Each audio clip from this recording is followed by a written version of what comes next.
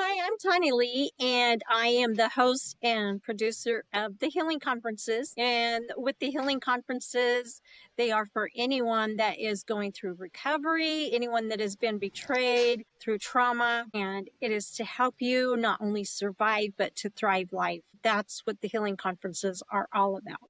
You're watching Success, Motivation, and Inspiration, where we share interviews with incredible leaders who are crushing it in life and business. Hey, welcome back to Success, Motivation, and Inspiration. I'm so glad to have you on the show again, Tonni. We've been friends for a long time and done a lot of cool stuff together. First question for you here. How does your faith influence your approach to event planning and organizing the Healing Conference? Huge. My faith is huge on that because that's what it's based on, but it's open to anybody that wants to, thrive or survive. But the faith definitely, because God has opened huge doors for all of that. What inspired you to originally create the Healing Conference, and how has it evolved since inception? I was so glad to be a part of that first one years ago. And what made you decide to create it? This is the 4th year. I can't believe it. And we've known each other for about 5 years now. But it's kind of the way that it all started was I was coming home from a conference myself, and I just kept hearing these words, the Healing Conference. And I hadn't been asked to speak a lot of places, but God gave this to me so that I can have others come in and speak and share their stories. And that's kind of how it all started. And I just kept listening to what Holy Spirit was saying about place to have it and that type of thing like that in the day. And so that's what I mean. It is definitely faith-based. And just being a part of this this is obviously 100% your deal, but I absolutely love being able to be involved in just the team dinners and where we're connecting and talking to cool people and having people share their stories and inspiring the audience. Do you remember that first event? We actually had both spoke out, and I think we were in San Antonio at an event there and met both as speakers. Mm-hmm. Do you remember asking me kind of how that went along as far as getting me to help you launch your first conference? Well, yeah, I kind of remember that I had approached you even before all of this and said, well, let's have something kind of like the conference that we had went to, where we kind of learned to like what we should do as we go out and speak and that type of stuff. And I know that you just said, well, maybe we both better be out there speaking a little bit more and stuff. But then for the conference, when God gave that to me, I remember asking you and you were like, Tonni, that's only 6 weeks away. And I said, yeah, but guess who's putting this together? So, and I just have enjoyed you doing the video part of it because that has been huge. And I think it's been so rewarding for all of the speakers to have all of that too, so they could take it and use it for, to further themselves. And that's another piece of that healing conference is to see people come and then they go out there and God just keeps opening door after door after door for them. I love that part. And then the connecting, like you say, as you have known, God has put the correct people in, each conference, and the connections that God has allowed to happen has just been huge. I love watching that. I do. There's some stuff that I really love about what you do with the Healing Conference as well. You've asked me we've done a ton as far as working together, figuring out your website and the social media marketing and doing the videos and that kind of stuff. But a thing that I really loved about your conference was not only the aspect of the Healing Conference, but the fact that you've got, for example, each individual speaker, you make sure that everybody's got their own search engine optimized, dedicated webpage about them as a speaker, about the sponsors, there's just a ton of good stuff here. You got the video recap. If you look at the 2024 Waco recap, each individual speaker's got their own dedicated page. We'll actually go here, like your sponsor video, where you've got out there recognizing the sponsors, get pictures up. Everybody's got their own stuff there, but you do a ton to not only just have somebody pay it to hang up their banner or something, but then everybody's getting a lot out of it as far as the marketing and branding and stuff where you're really just promoting them. What was the reason behind giving back and really making that such a powerful thing when somebody decides to come speak at your events? Say that one more time, Curtis.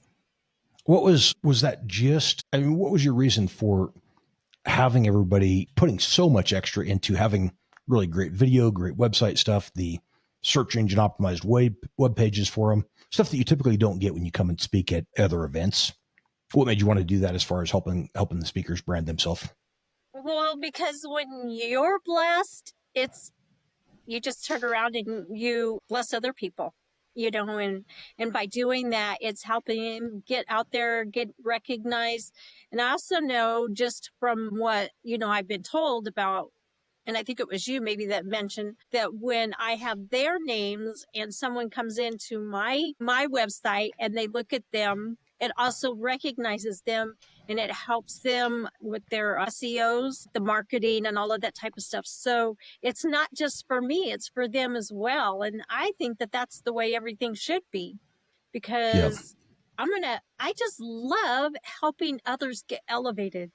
It's just who I am. And so by recognizing everybody on the computer or my website and that type of stuff, and especially my sponsors, it wouldn't happen without them. And one of my friends has been faithful to do it every conference that we have had. So I think that's huge, and it recognizes them because they need to be recognized.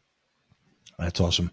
How do you integrate spiritual elements into the events that you plan to ensure they resonate with attendees seeking healing? Because when God gave it to me, he said the healing conference. And I'm like, okay, Lord, what are you talking about? And he was like, mind, body, soul, and spirit, because they're all intertwined. And I was like, okay. So, going through the recovery myself and stuff like that, I know that when you start getting your mind healthy, it really, really affects your body, your spirit, and your soul. And if you start going deeper into your relationship with God, well, that's going to make your mind and your body and your soul so much healthier. So they're all intertwined. And that means, like, going and doing self-care, like massages and shoot, even getting pedicures and manicures and, that type of stuff. And then going to the doctor and staying healthy. So all of that is combined in this, like with vendors or speakers, not only just the traumatic stories, but it's about how you went through that and what are you doing now. And I love seeing how much you put back in, but a lot of people don't realize the cost and the time and stuff associated with. You can host an event. Anybody can put on an event, rent out a hotel, have a bunch of people come stand up, speak. But for that to make something where that's a lasting impact, having those web pages, the articles, optimized videos where people can continue to see those and benefit from them for years and years, is people don't realize how much you're putting into that to actually have that all created. And it's just, I think that's cool that you're doing that, even though most of the speakers have no clue what they even just got out of it. What? Well, that's true. Yeah, because when they ask about, like, well, what all does this entail? And you tell them, and most of them are like, wow, I've never had that before. So I Yeah. think it's huge. In what ways do you see your role as an event planner alongside your mission to serve others and glorify God? Event planning goes along with doing these conferences, because I've done that. And I started thinking back too about, like, when I was younger, I'd always say, well, let's have a birthday party or let's have a family. And guess who was always in charge of putting it together? And I'm like, well, I think that's just a special gift that God gave me, because I love doing it. And then it came to doing my class reunions. Then I just became the one that did it. And so then to do the conferences, and then and it was suggested, like, well, maybe you should just start doing event planning. And I was like, yeah, because I do it myself, and being able to help other people. And again, help other people succeed because of what I will do, putting it all together so that they don't need to worry about it. They can go and just enjoy it. That was those couple times that we had the MC. Those were amazing, because I got to sit there and I got to enjoy like everyone else, and I didn't have to do all of the introductions and stuff. And so that's probably another thing that I'll probably bring back in or something. And then, just allowing God just to move within the conference. Of course, I go in there very early, and I love to just stand there and, thank him for it and stuff, and then pray over the room. and Holy Spirit just dwells there with us. So that's huge. And then to see the connections and the healing, somebody's going to tell their story for that person that's sitting there. It happens every time. Yeah. So God brings them all together. And that's just the amazing part of it. Now, throughout the years here, we've had 8 coming up on our 9th conference here, and something where a lot of times you get to the end of the conference and did not break even, lost money. It's definitely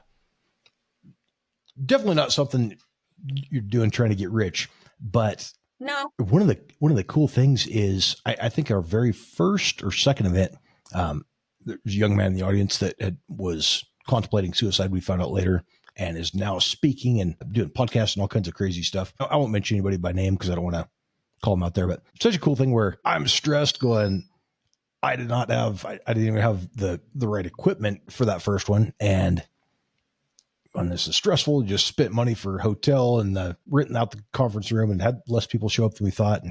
But then hearing something like that, where you get a guy that's contemplating suicide. And then we had one, was that last summer where the girl that was sitting there, I had happened to meet, I was just ordering a burrito at a fast food place. And there's a girl and her coworker were both talking about their recovering meth addicts.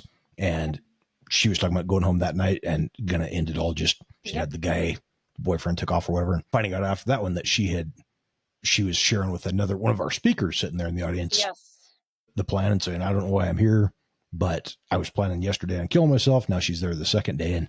And I still see her post on Facebook sometimes about she's managing another business now, got a good relationship, got just living a great life. So that's something where I'm like, I love that you're still doing this when it's not a profit center. It's just something you can really help people connect and has actually prevented a couple of suicides. I was just going to say that, that's what it's all about. It is. And I think that, I can relate a lot of this back to my children and especially my son because of the fact that, when you've tried to kill yourself 17 times and you're still alive, there's a reason and a purpose for it, right?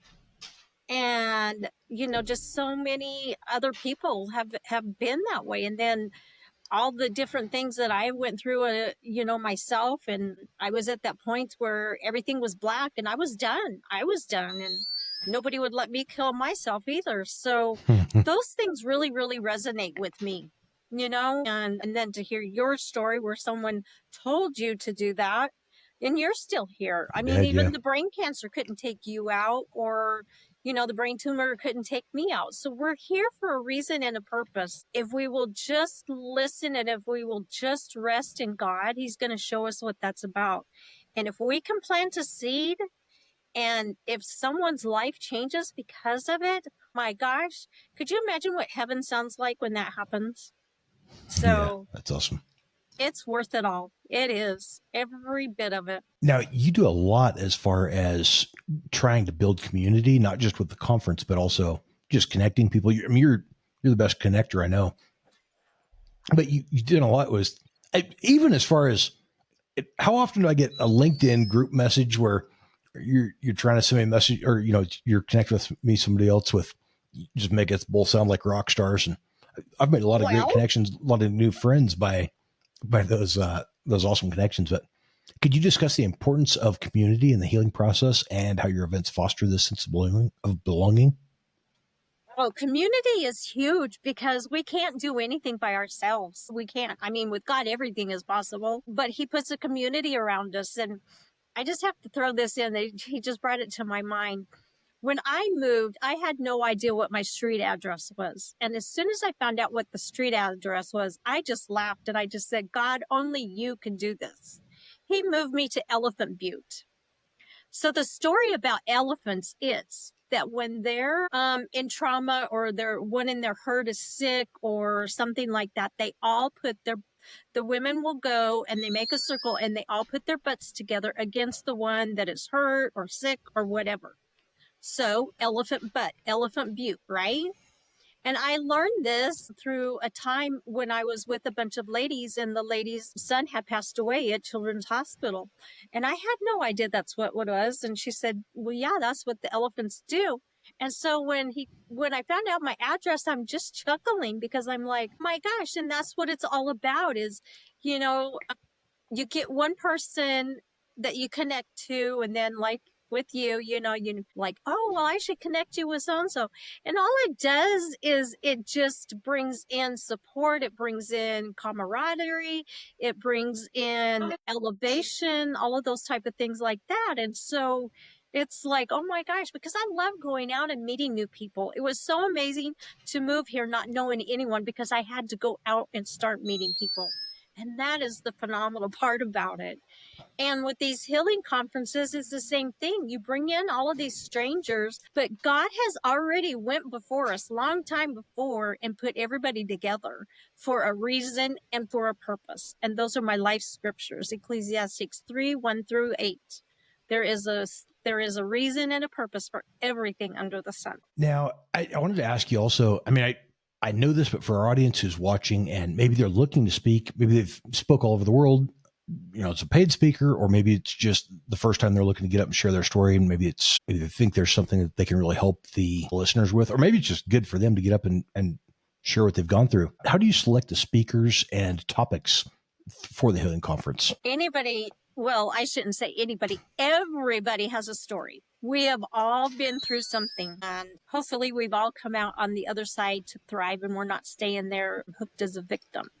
So everybody has a story to share, and with each story, it's going to encourage and inspire someone who is going through something similar to what they've been through. But when speakers, again, it's a God thing because I know so many people, connections and stuff, and I'll run across somebody and God will just say, you know, this one and this one. And so those are the ones that I've been asking. And it's anybody that is thriving in life that's been through that, you know, anything that did with the body, like somebody that, you know, is gone through surgeries or gone through, you know, horrible traumatic situations or something like that, and you know, healed or in healing, and that they're out there, you know, inspiring, encouraging other people. So anybody that's got the knowledge of like oils, I love the way that oils and, you know, herbs and that type of stuff work together and heal your body and that type of stuff like that. Those are the ones that I am looking for. And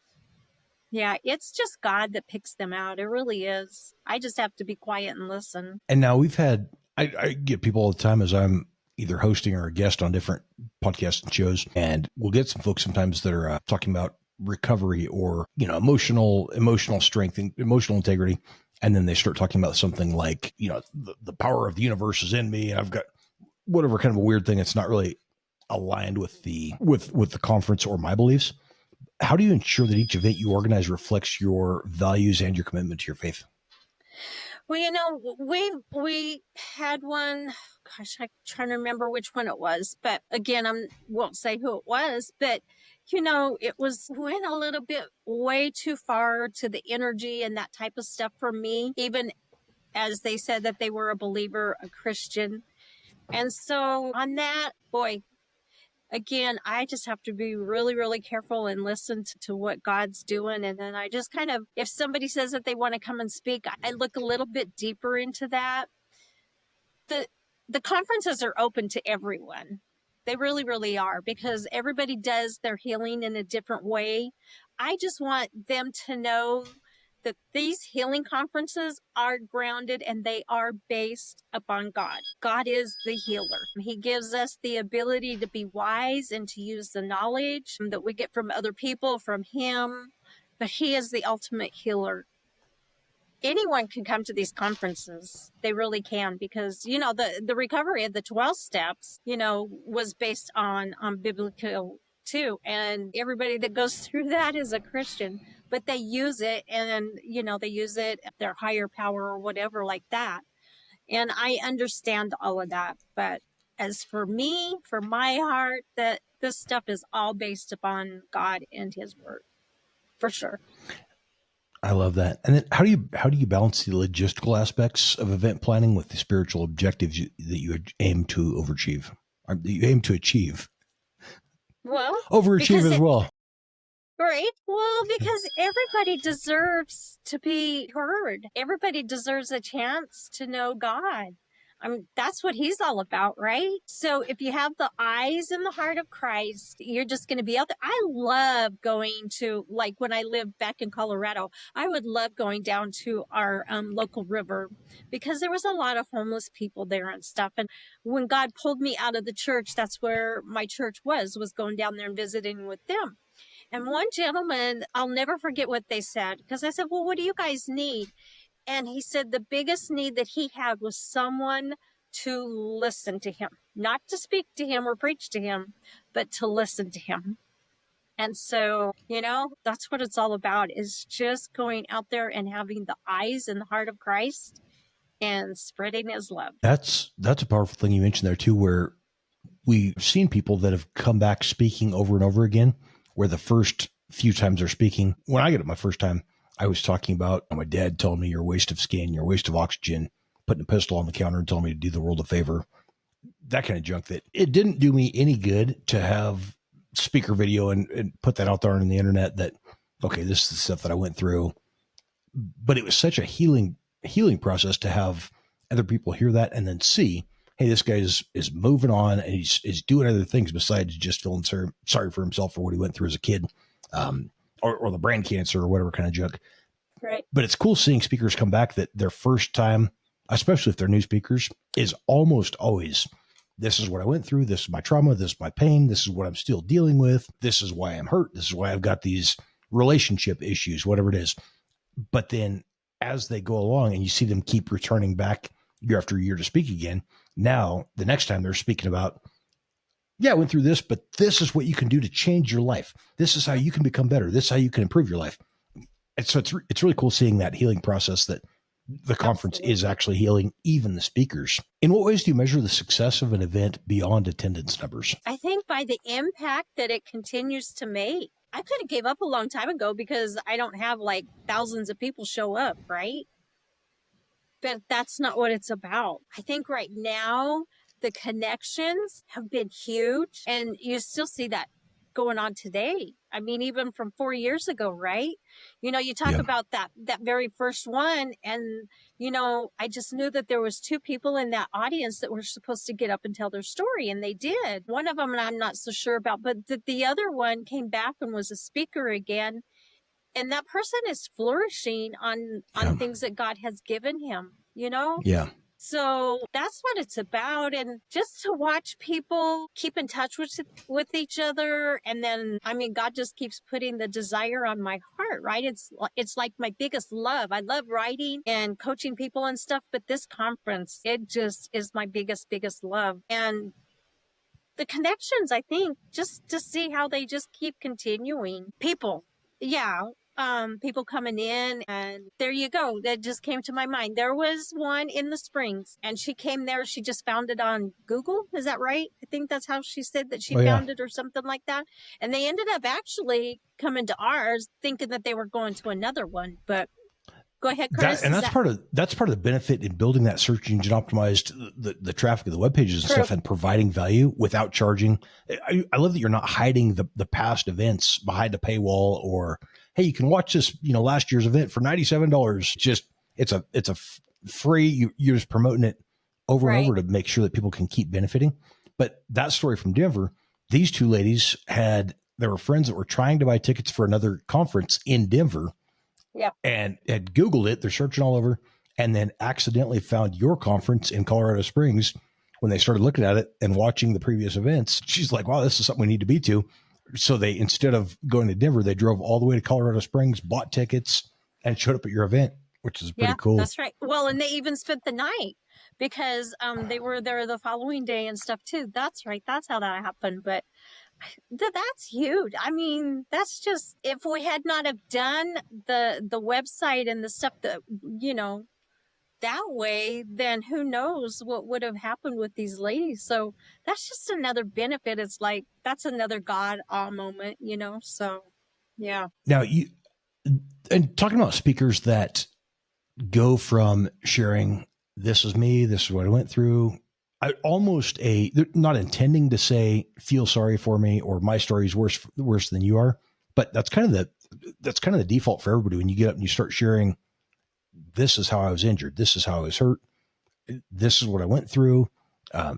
Even you hear addicts talking, and it's almost like a who had it work, who was the worst addict, or who had the worst, had the roughest life on the street, and it's almost a competition. But I love seeing that going from seeing people sharing this is what I went through to now this is how you can apply my story to your life to help you improve it. But how's your personal journey influenced the themes and messages that you emphasize in the conferences?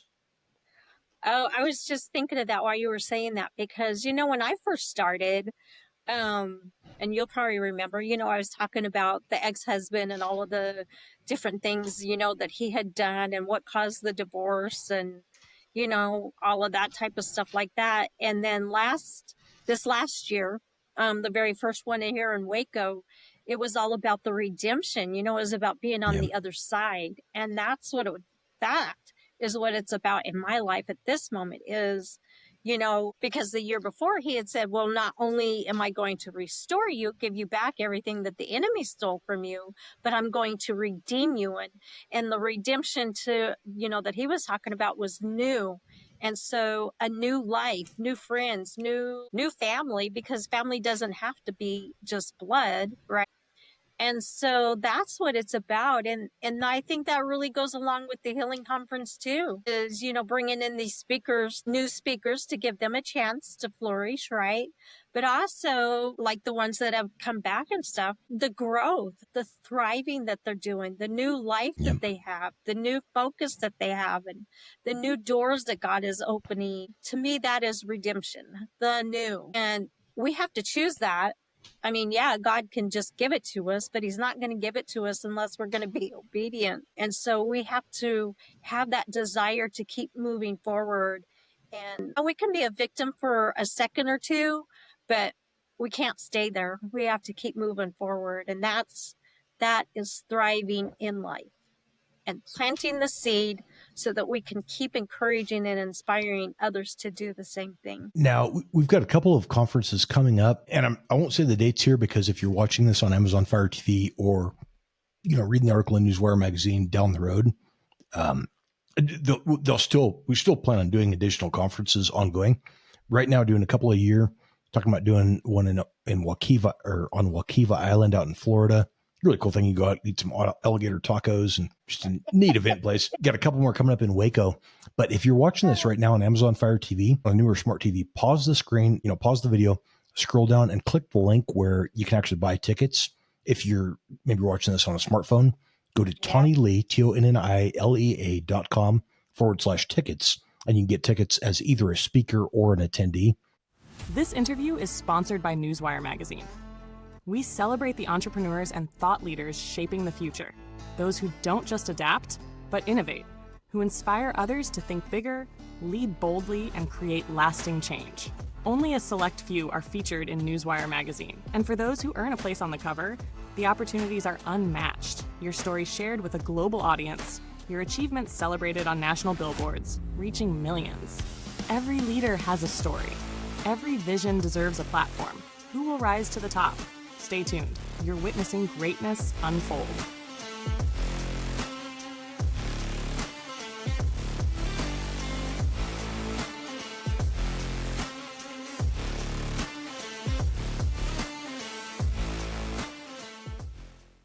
Check that out. I just saw your face on the cover of Newswire magazine on a billboard. All right.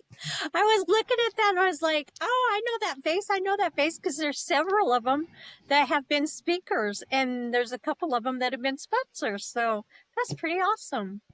Absolutely. One of the, actually, I think Mersada Mimic was just featured on the cover and got her billboard and stuff. That's awesome. I would like to see if she wants to come out and be a speaker as well. That'd be a cool guest to have. Gosh, that would be so great. Yeah. What strategies do you employ? Let me preface this by saying the events, it always amazes me how much of a range of different people there are at the events. We've had from the last one, we had a guy that was running for political office. We had another one that was a previous, what was it called? Like the ultimate, what are they called? The wrestler, like a WWF wrestler kind of a. Bodybuilding and working with the prisoners and stuff. No, but I was talking about the one that did the traveled around almost like a circus carny kind of a guy, had gone through some crazy stuff there. We've had just a very wide, very diverse group of speakers there that are sharing stories, and all of them are sharing something that you can apply to your life to make it better and get through trauma and struggles. And what strategies do you employ to create a welcoming environment for individuals from various backgrounds at your events? Because the healing, like God said, it's the mind, body, soul, and spirit. And that goes from, we've even had the pastor and, what was it, 4 years ago? Because it was right before we met him that his son had committed suicide, and so even to see the growth in him and stuff. Yeah, Pastor Will was real great speaker. He's on the magazine there too. Yep. Amazing. And people that come in and have the knowledge about like proteins, nutrition, self-care, massages, therapy, bicycling, just all of that type of stuff, because it affects us. And if we would pay better attention to ourselves and to the self-care, right, that we need to do every day for ourselves. So it's a huge area, that is for sure. But just finding the ones, that have the knowledge for that and the desire to share what they've learned and how they've been able to grow and to thrive. And I'm really looking forward to this next event. Just gonna be great to be able to get out there again and continue to see everybody's growth and how they've moved, just the progress that they've made since the last conference. Yeah. What future visions do you have for the Healing Conference, and how do you see it expanding its reach? Well, of course, bigger. I don't know. I just have this desire to have more of them, because I think they are so impactful. And then, like you said, I can't say that island, Waikiki, or anyway, Wakiva Island. Wakiva, thank you. They're in Florida, because I think that'll be so different. That'll be more like a retreat. And I think that it'll be so beneficial to people, even couples, and that type of stuff. So by that time you'll be a couple. So I think that will be good. And I've had invitations to take them to other cities and that type of stuff. And so that could even happen. But I think it's time for them just to grow bigger. Now, as a sponsor, do you want to go through a couple of the things that people get as far as if somebody wants to sponsor and help? I mean, there's obviously cost associated with renting hotels and flying people out and stuff.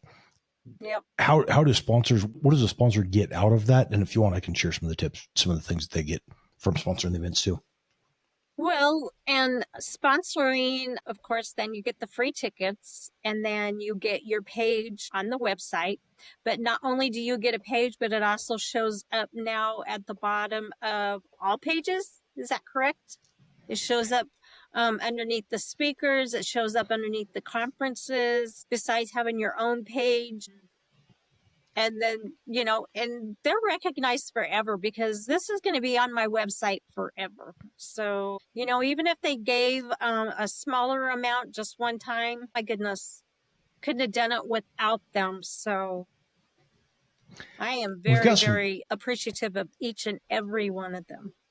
Yeah. And there's some cool stuff as far as, again, where, back when I had the cell phone business and the different companies over the years, we had anybody you can imagine came and asked for sponsorships, whether that was the local little league team or everybody and their grandma was asking for money. And the best thing I think we ever got as a business sponsoring was we had a local softball team had a sponsor. It cost like $250. And we put they said they're going to logo their softball shirts. And we ended up with a logo that was about 1.5 inches, 2 inches. You could not read the words on the logo unless you were standing there with your hand on the player's back. So spent all this money, and all it was a good, felt like, at least I did something nice for somebody. But that was definitely it was a donation, not a sponsorship. There's never any way we're ever going to get a customer out of that. One of the things that I like on yours is I was just looking through the sponsor pages here. Each sponsor has its own search engine optimized landing page, Right. where you've got the whole article linking back to their website. But then the big one where the real benefit is as a sponsor, you've got how many you have 150 some odd blog posts. I don't remember what it was.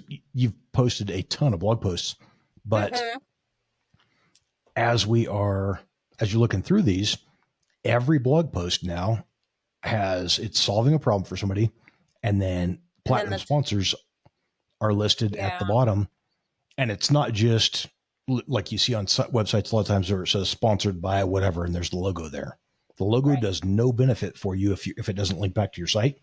Right. So each of the sponsor pages has its own search engine optimized web page on your site, full article about you, linking back to your business.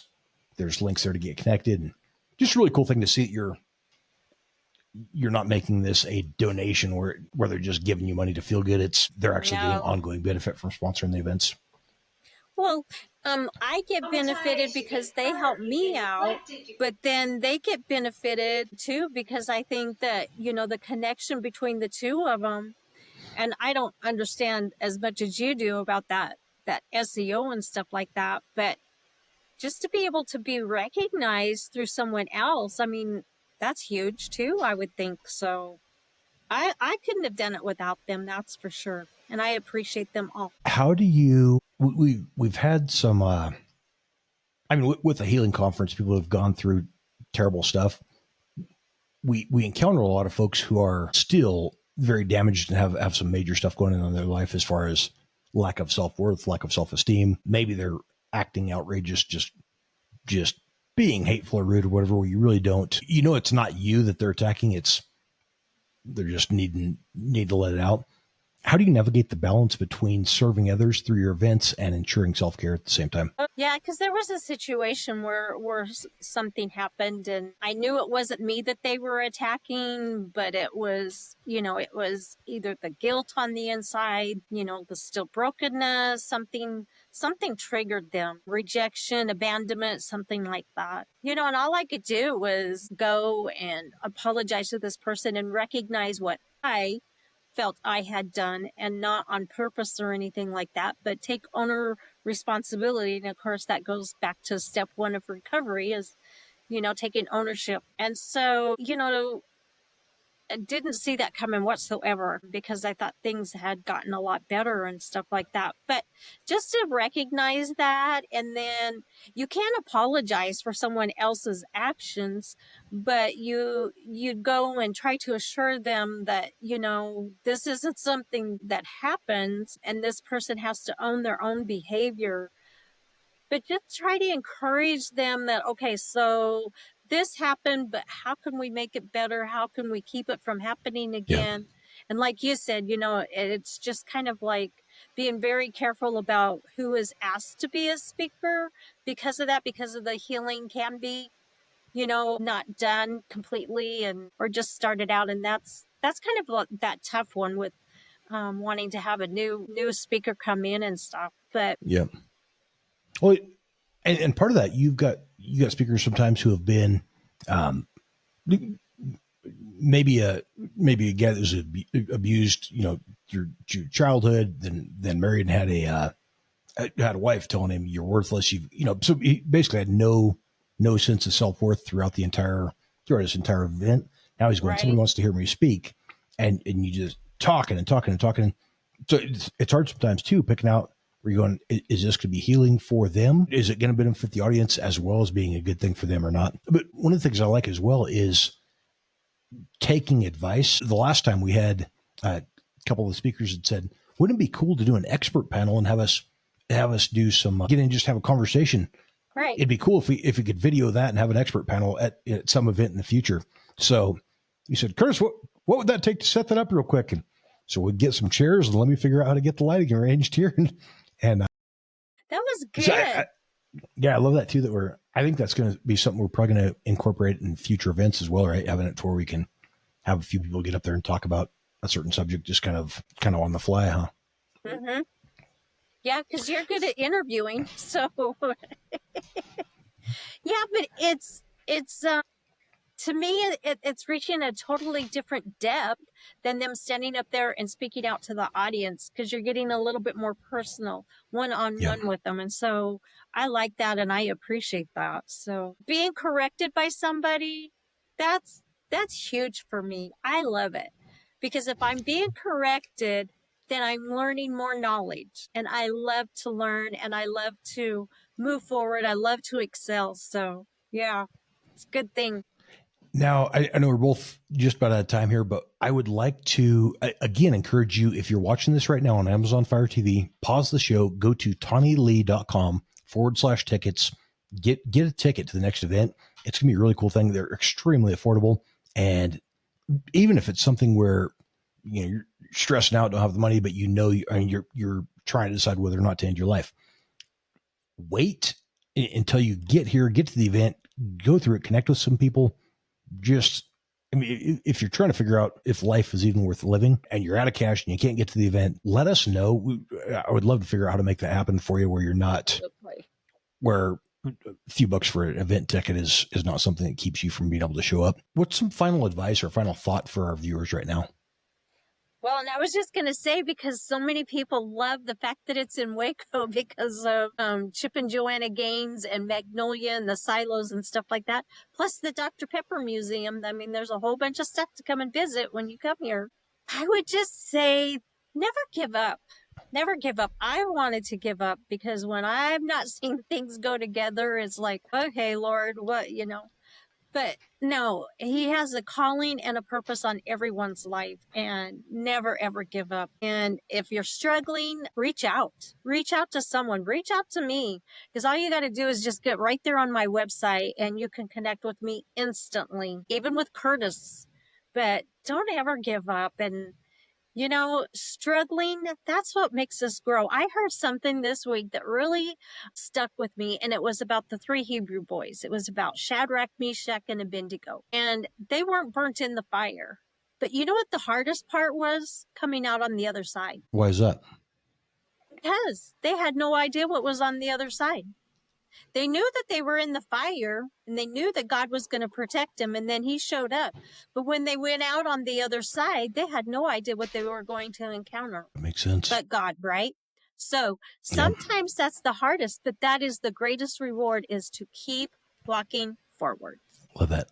TonniLea, thank you so much for being a guest again on the show today, and really looking forward to the event, the Healing Conference in Waco, Texas, upcoming here. Me too. So excited. Thanks for watching Success, Motivation, and Inspiration. This episode was designed to help you level up. See you next time.